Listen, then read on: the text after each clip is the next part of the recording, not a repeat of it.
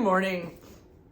Excuse the mess. It is really still a work in progress in here, and there's garbage everywhere because I'm still like setting this place up.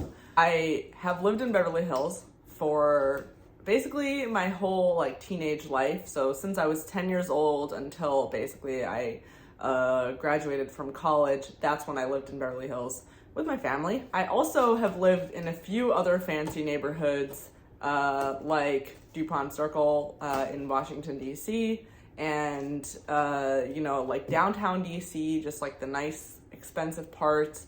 And those also tended to be the Jewish areas. So the Jewish areas were always the most expensive, the fanciest areas. And you had to live there if you're Orthodox Jewish because you had to be walking distance from a synagogue, because Jews don't use electricity or cars or anything like that on Shabbat or holidays. So if you're an Orthodox Jew or you want to be part of a Jewish community and practice Judaism, you have to be in a neighborhood like that. So I grew up in those kind of neighborhoods. When I was really little, we were kind of poor, but we still were kind of, we were still kind of close to that. And I would say that in the future, until things in the world changed dramatically, I would really try to avoid living in fancy neighborhoods. I would try to avoid fancy cars, fancy looking homes. I would try to avoid dressing in brand names, unless it's like brand names for the camera or for like a fancy party that I'm going to, or like if it's like a gift or, in closed spaces, sure, but definitely not in public. I wouldn't want to go anywhere in public nowadays looking like I have money or like I have some kind of like valuable asset. I definitely would not want to do that. And I think like, the same way you wouldn't walk around with a diamond just on your hand, just walk around like this, especially nowadays. I think there's just so much economic unrest around the world. And the reason for that, there's so many reasons for that, but there's just so much economic unrest around the world, and widespread Marxism, people hating the rich, and they really hate the rich. There's two types of people. There's a kind of people like me, and I hope I'm in this first category, the kind of people that are gonna fight inflation, that are gonna fight like the future economic changes by trying to compete with it, basically, join the rat race, get to the other side, live a comfortable life, stay away from people. That's me. And then there's a kind of person that is just going to stay in the situation that they're in and just hate anybody else that makes it. Hate the people that join the rat race or whatever you want to call it.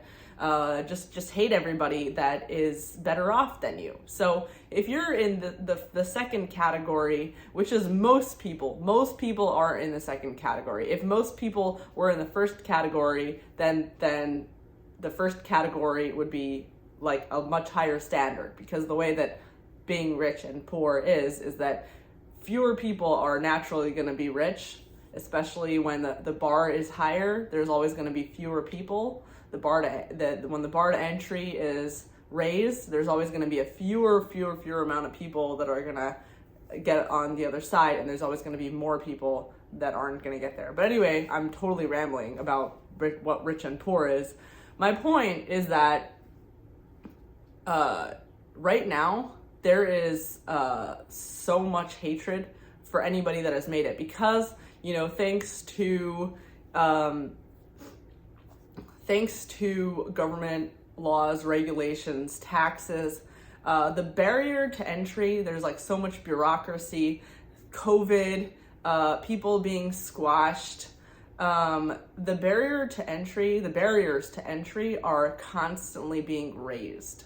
They're being raised with the excuse that they're going to help like poor people because they're gonna like squash the rich, and this is how they perpetuate the culture of hating the rich. They just keep adding barriers to entry. Oh, we're gonna add this tax, we're gonna add that tax, we're gonna make it really hard for business owners to do this. Guess which business owners they're going to make it really hard for? They're going to make it hard for the baby business owner that doesn't own anything and is just trying to start something from scratch. That's what they're going to make it hard for. The person who didn't inherit a business from their dad, that's who they're going to make it hard for. But they're not going to make it harder for the rich. They can't. You can't compete with people that have so much more money than you. The only way to compete with those people is literally murder them or kidnap them or rob their homes, which is what what we're seeing right now. Since I was 10, growing up in Beverly Hills, constant burglaries, constant. I mean,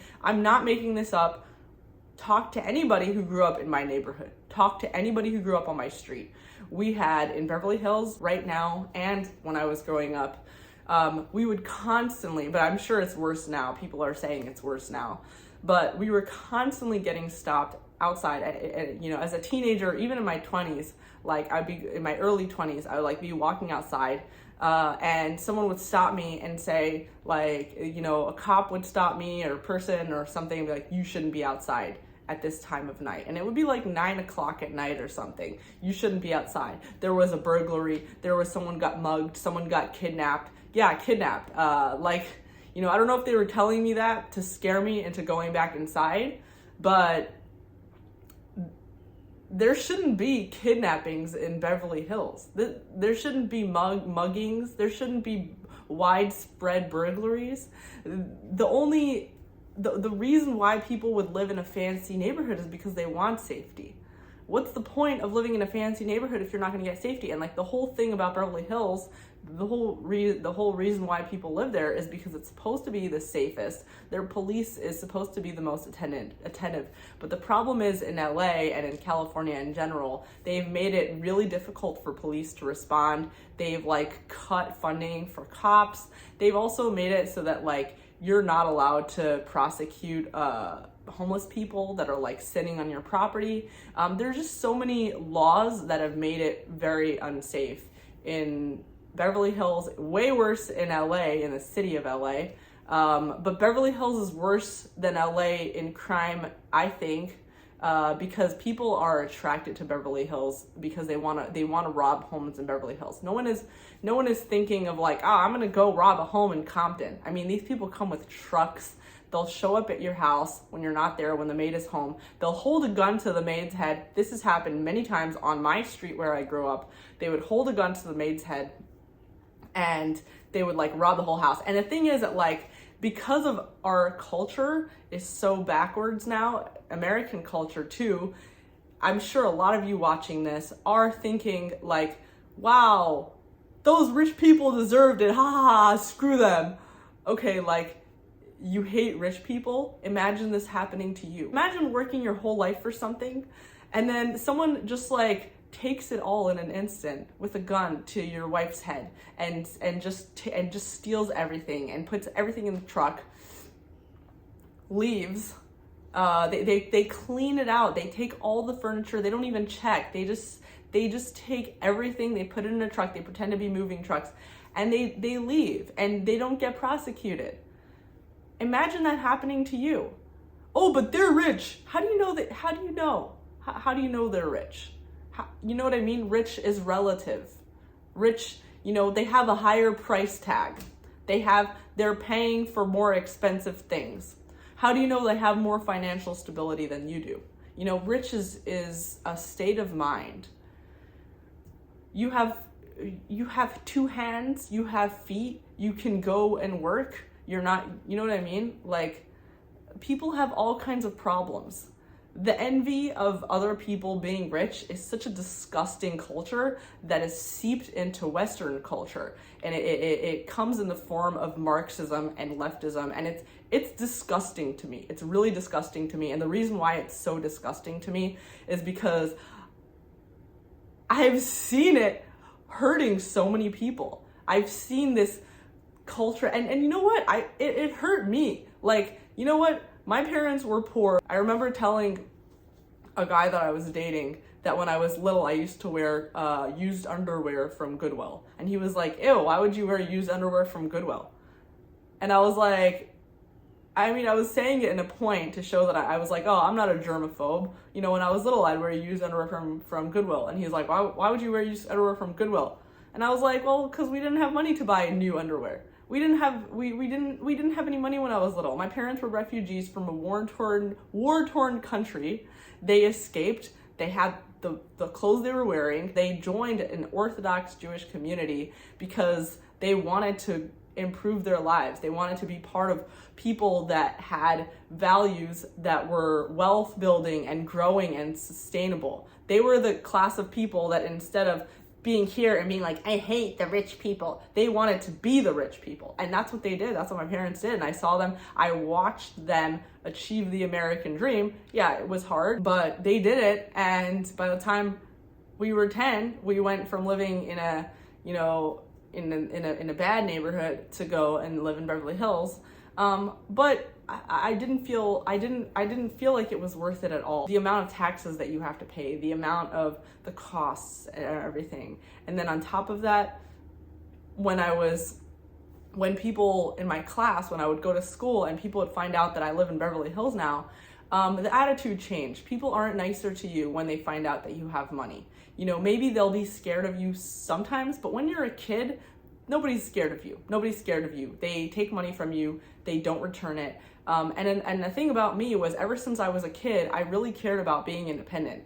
And so I started working from very young. I started teaching piano lessons from when I was 13.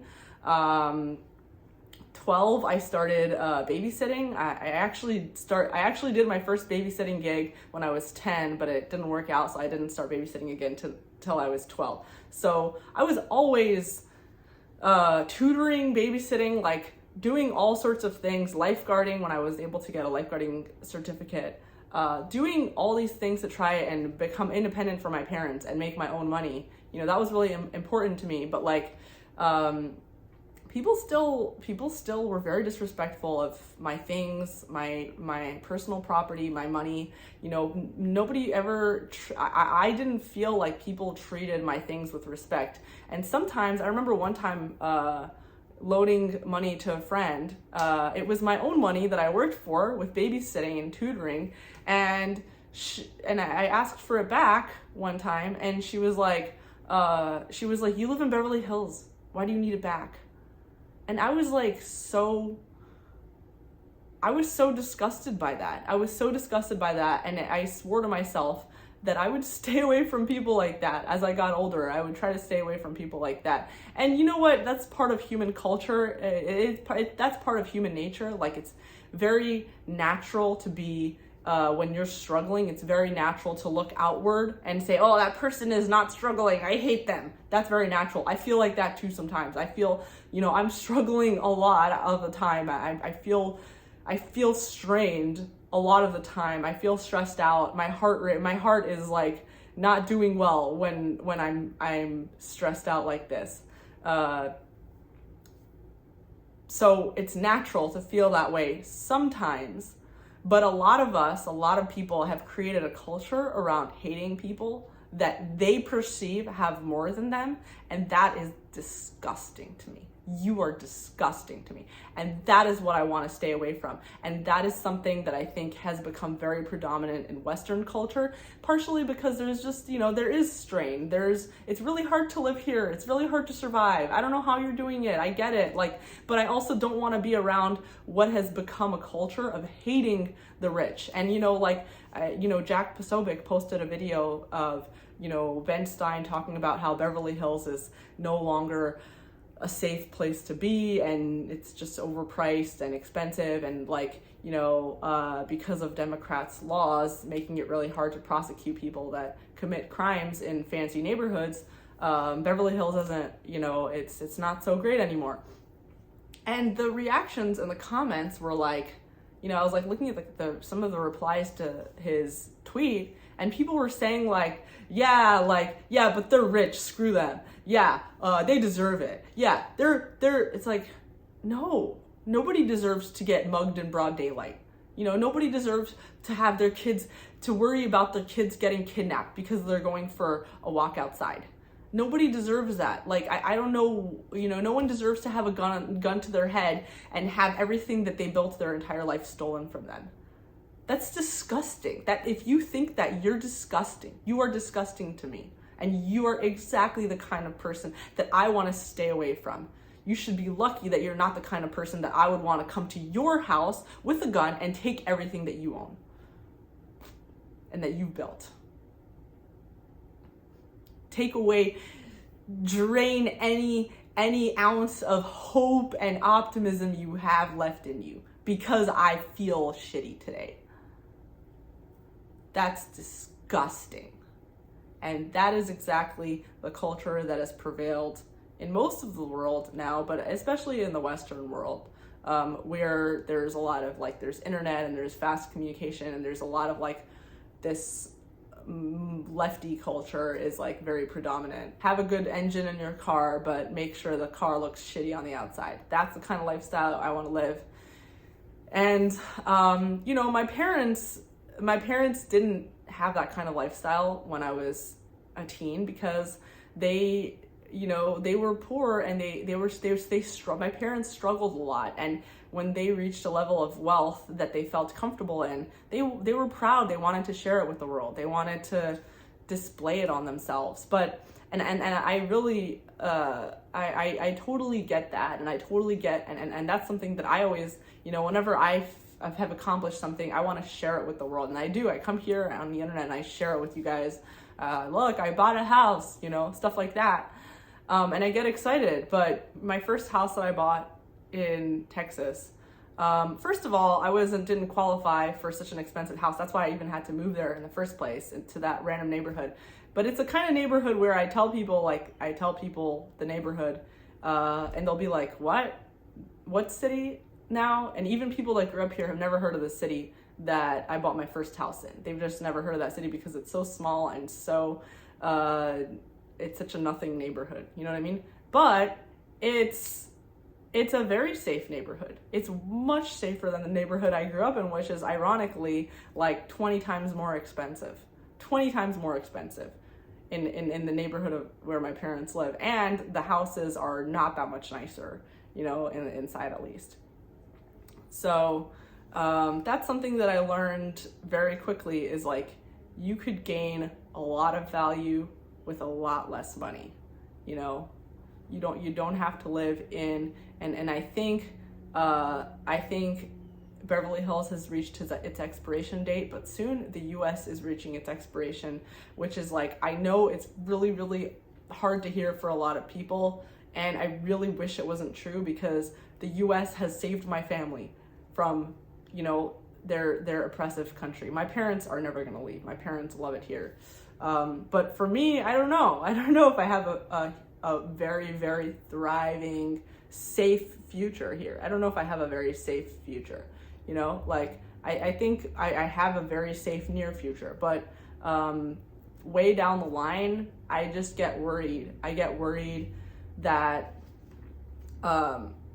Beverly Hills is the most, well-known fancy neighborhood in the most well-known fancy country, the US, in the most well-known fancy state of California. And I think whenever there's something is hot and there's a brand name attached to it and everybody knows that as the fanciest, well-known, most expensive thing, there's an expiration date to that. And maybe it won't go and turn into Compton, but maybe it won't be so hot anymore after a certain amount of time when there's just so much crime that, there's so many people abusing it and politicians abusing it, and you know what I mean? So things change. Things don't always stay stable and secure, and you have to be willing to adjust with things that are changing.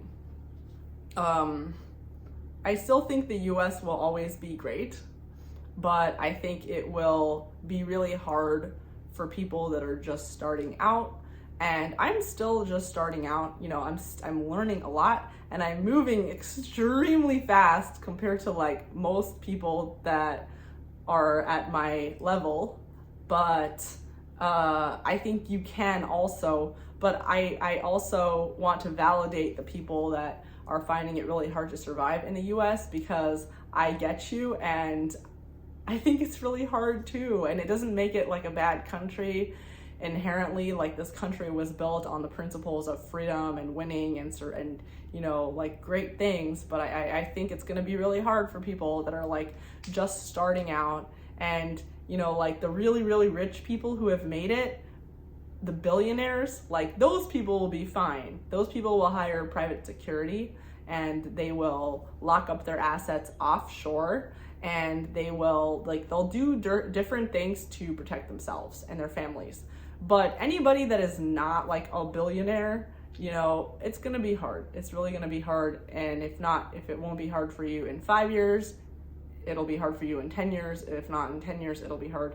You know, it'll become really hard eventually. And so like, I would just encourage people to be ready to move. Like, be ready to at least move to a cheaper neighborhood, move to, you know, downsize your lifestyle, and also just start thinking about ways to protect yourself in the future. Anyway, hope this was enlightening in some way, and see you guys in the next video, and hopefully I'll give you like a tour once this place is cleaned up.